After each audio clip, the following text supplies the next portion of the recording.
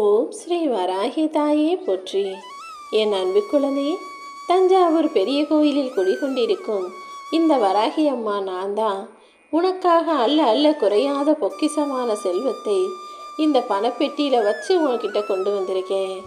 இதை தொட்ட நொடியிலிருந்தே, என்னுடைய வார்த்தைகளை வாக்குகளாக கேட்குற இந்த நொடியிலிருந்தே உன் பண கஷ்டம் எல்லாமே தீர்ந்து போயிடும். ஒரு மனிதனுக்கு வாழ்க்கையில் மிக பெரும் கஷ்டம்னா இப்போதைக்கு அது பண கஷ்டமாக தான் இருக்குது. ஏன்னா பண கஷ்டம் இல்லாமல் இருந்தாலே அவன் மனசில் எந்த கஷ்டமும் இல்லாமல் நினச்சதையெல்லாம் வெற்றிகரமாக செய்து முடிக்க முடியுன்ற சூழ்நிலை இப்போது இந்த கலிகாலத்தில் இருப்பதை நான் பார்க்குறேன். அதனால தான் என் செல்ல குழந்தையா, நீ காசுக்காக கஷ்டப்படக்கூடாதுன்னு உனக்கு தேவையான பணத்தை அள்ளி அள்ளி கொடுக்கும் விதமாக இந்த பணப்பெட்டியை உனக்காக அனுப்பி வச்சிருக்கேன். நீ ஆசைப்பட்டா மட்டும் எல்லாமே நினச்சது போல நடந்துடாது. அதுக்காக நீ முயற்சி செய்யணும். உன்னுடைய முயற்சியின் மூலமாக நீ செய்யற எல்லா விஷயங்களையும் திறமைகளால் வெளிப்படுத்துவதன் மூலமாக தான் உன் வாழ்க்கையில் நீ நினச்ச காரியத்தை நான் வெற்றிகரமாக முடிச்சு கொடுக்க முடியும். எப்போவுமே கத்தி கத்தி பேசி சாதிக்கலாம் நினைக்கிறத விட மௌனமாக இருந்து நீ காரியத்தை சாதிக்க முயற்சி செய். ஏன்னா நீ மௌனத்தின் மூலமாக மிகப்பெரிய வார்த்தைகளை விட மிக பெருசாக சாதிக்க முடியும். நீ ஓ மேலே நம்பிக்கை வையே. உன்னை சுற்றி இருக்கிறவங்க உன்னை நன்றாக கூர்ந்து கவனிக்கிற அளவுக்கு உன் திறமையை வெளிப்படுத்து. உன்னை நம்பாதவர்களை விட உன்னுடைய நம்பிக்கை வலுவாக இருக்கும் பட்சத்தில் நீ நினச்சது போல உன் வாழ்க்கை மாறுமேன் செல்லமே. முதல்ல நீ எல்லார் மீதும் அன்பு வைக்கணும், பாசம் வைக்கணும்னு யாரும் உனக்கு கற்றுக் கொடுக்கல. ஆனால் சின்ன வயசில் உன் தாயின் வயிற்றில் பிறந்ததில் இருந்தே எல்லார் மீதும் அன்பும் பாசம் வைக்கவும் நேசிக்கவும் நீயாகவே கற்றுக்கிட்ட. நீயாகவே எல்லா வேலையும் நேசித்த, சிரித்த, பாசமாக பேசுகிறேன். ஆனால் எல்லாரையும் நேசித்து வளர்ந்து ஆளான பிறகு யாரையுமே நேசிக்கவே கூடாதுன்ற உண்மையை இந்த உலகம் உனக்கு கற்றுக் கொடுத்து விட்டதல்லவா?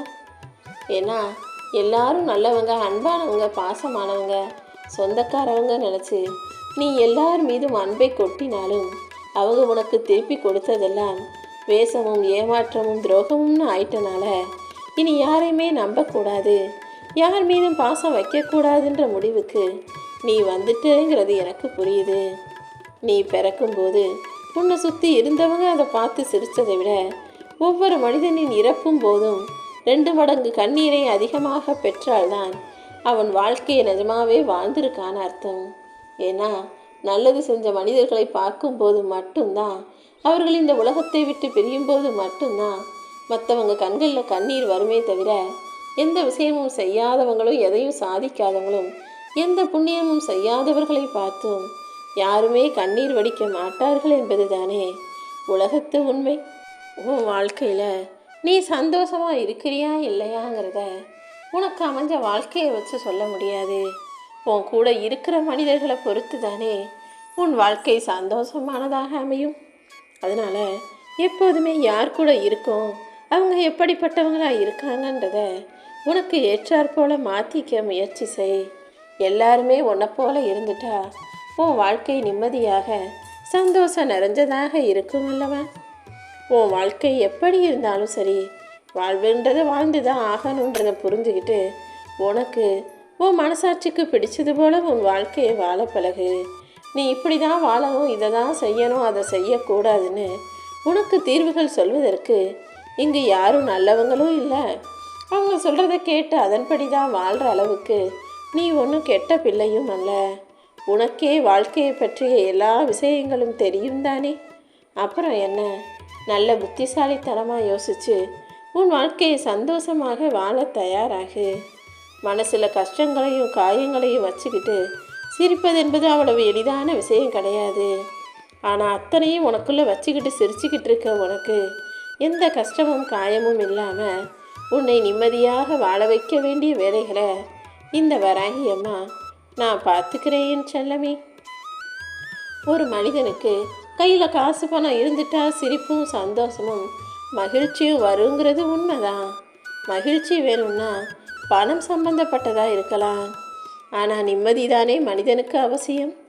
நிம்மதிங்கிறது பணத்தால் வர்றது கிடையாது. அது உன்னுடைய மனசு சம்மந்தப்பட்டதுங்கிறதால உன் மனசுக்கு நிம்மதியை கொடுக்கும் வேலைகளை நீ தான் பார்த்துக்கணும்.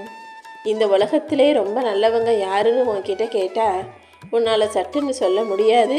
ஏன்னா அப்படி யாருமே நல்லவங்க இல்லையேன்னு நீ யோசிக்க ஆரம்பிச்சிருவ. ஏன்னா இந்த உலகம் நல்லவர்களையும் உண்மைகளையும் வெளிக்காட்டுவதை விட பொய்யானவர்களையும் போலியானவர்களையும் காட்டுவதாக தானே வடிவமைக்கப்பட்டிருக்கு.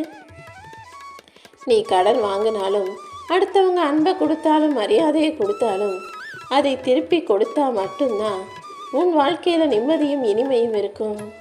கடன், அன்பு, பாசம் எல்லாமே வாங்கினதை விட திரும்ப சரியாக கொடுத்தா மட்டும்தான் உன்னால் சந்தோஷமாக வாழ முடியும். நீ சிக்கனமாக பத்திரமாக செலவழித்து காசை சேர்த்து வைன்னு நான் சொல்கிறது எதுக்காக தெரியுமா? சிக்கனம்தான் ஒரு மனிதனின் வாழ்க்கையவே மாற்றக்கூடிய அற்புதமான விஷயமா இருக்குது.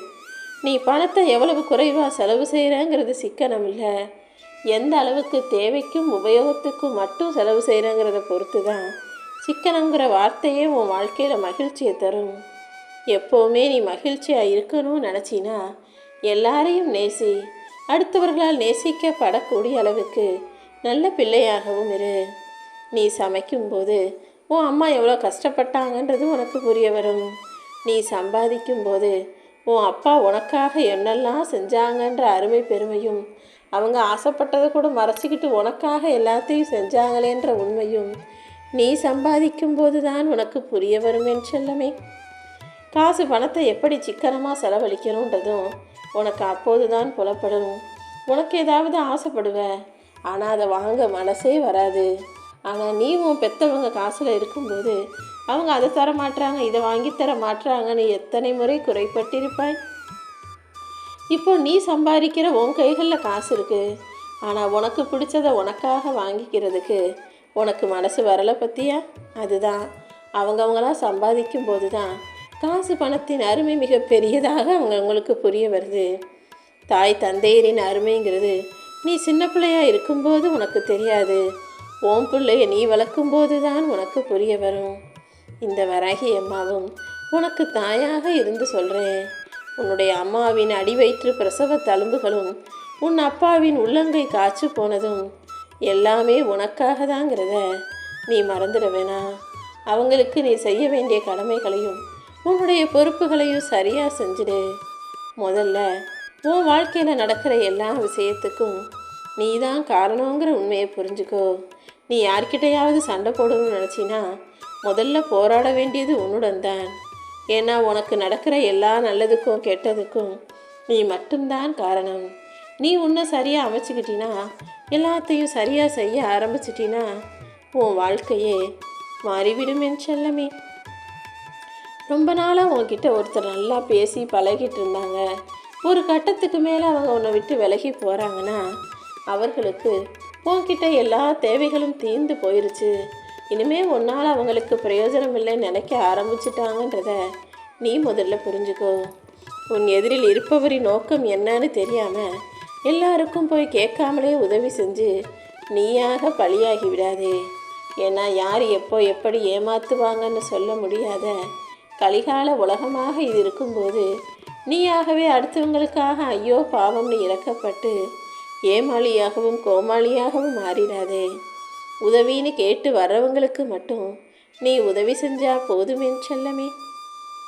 இந்த உலகத்தில் எல்லாரும் சுலபமாக சொல்கிற ஒரு வார்த்தைனா நீ இருக்கிறத வச்சு சந்தோஷமாக இருங்கிறது தான். ஆனால் உன்கிட்ட தான் எதுவுமே இல்லையே நீ யோசிக்கிறியா? கடனையும் கஷ்டத்தையும் தவிர என்கிட்ட என்னம்மா இருக்குது, இதை வச்சுக்கிட்டு நான் எங்கே சந்தோஷமாக வாழ்கிறதுன்னு நீ யோசிக்கிறது எனக்கு புரியுது. உன் கடனையும் கஷ்டத்தையும் காணாமல் போக செய்து நல்ல விஷயங்களையும் சந்தோஷங்களையும் உனக்கு நான் கொடுக்குறேன். உன் எதிரியாகவே இருந்தாலும் அவங்களுக்கு நல்லா இருக்கணும், நல்லது நடக்கணும்னு நினச்சாதான் நான் உனக்கான நல்லதை நடத்தி தர முடியும். ஏன்னா ஒருத்த நல்ல மனசோடு இருக்கிறவனாக இருந்தால் அவன் யாருக்கும் தீங்கிழைக்கக்கூடாதுங்கிறது மட்டுமல்ல, எதிரியாக இருந்தாலும் அவன் கெட்டு போகணும், அழிஞ்சு போகணும்னு நினைக்கக்கூடாத ஆளாக இருக்கணும். அப்படி நீ நல்ல மனசோடு இருந்தீனா, எல்லாரும் நல்லா இருக்கணும்னு நினச்சினா உன் வாழ்க்கையில் உனக்கான நல்ல விஷயங்களை இந்த வராகி அம்மா நான் நடத்தி கொடுப்பேன் என் செல்லமே. எத்தனை கைகள் உன்னை தள்ளிவிட்டாலும் நீ என் மேலே வச்சிருக்க இறைபக்தியும் நம்பிக்கையும் ஒருபோதும் உன்னை கைவிடாது. இந்த வராகி அம்மாவும் உன்னை ஒருபோதும் கதற விட மாட்டேன், தவிக்க விட மாட்டேன். வாழ்க்கை எப்போதுமே ரசித்து வாழ கற்றுக்கோ. நான் எங்கே ரசித்து வாழ்கிறது? வாழ்க்கை அது இஷ்டத்துக்கு என் கையை பிடிச்சி தரன்னு இழுத்துக்கிட்டு போய்கிட்டு இருக்கேன்னு கவலைப்படாத. உனக்கு கைத்துணையாக, கைத்தாங்கலாக, வழித்துணையாக, வழிகாட்டியாக இந்த வராகி அம்மா நான் இருக்கேன். நீ கேட்டதையெல்லாம் உனக்கு நான் கொடுப்பேன்னு தைரியமாக இரு, சந்தோஷமாக இரு. எப்போவுமே யார்கிட்டையுமே பேசிட்டு ஐயோ தப்பாக பேசிட்டோமோ, இந்த இடத்துல இப்படி பேசியிருக்க கூடாதுன்னு பேசிட்டு யோசிப்பதை விட யோசிச்சுட்டு பேச பழகு.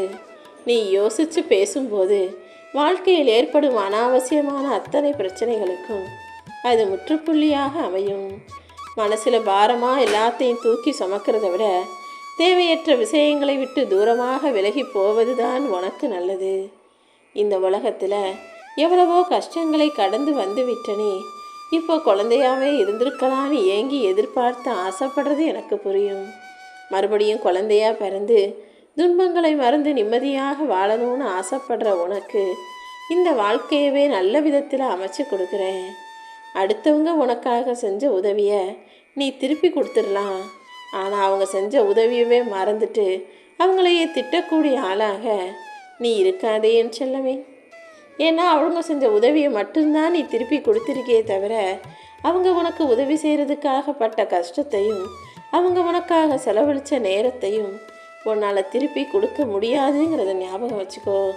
ஒருத்தர் உனக்கு ஒரு சிறு உதவி செஞ்சாலும் காலத்துக்கும் உன் காலம் முழுவதுக்கும் நன்றி உணர்வுள்ள பிள்ளையாக இரு.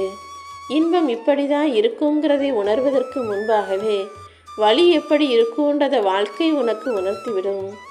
இதுவரைக்கும் பெருசாக இன்பங்களையோ சந்தோஷங்களையோ பார்க்காத நீ நிறைய வலிகளையும் வேதனைகளையும் அனுபவிச்சிட்ட. அதனால தான் உன் வலிக்கும் வேதனைக்கும் ஒரு முற்றுப்புள்ளி வைக்கும் விதமாக உன் கஷ்டங்களை துரத்தி அடித்து கவலைகளை மறக்கடிச்சு உனக்கான இன்பத்தை தருவதற்காக இந்த வராகியமாக உன்னை தேடி வந்தேன். இனிமே நீ தொட்டதெல்லாம் துலங்கும். நீ எதிர்பார்த்ததை விட எல்லா விஷயங்களும் மிக சிறப்பாக உன் கைகளில் வந்து சேரும்.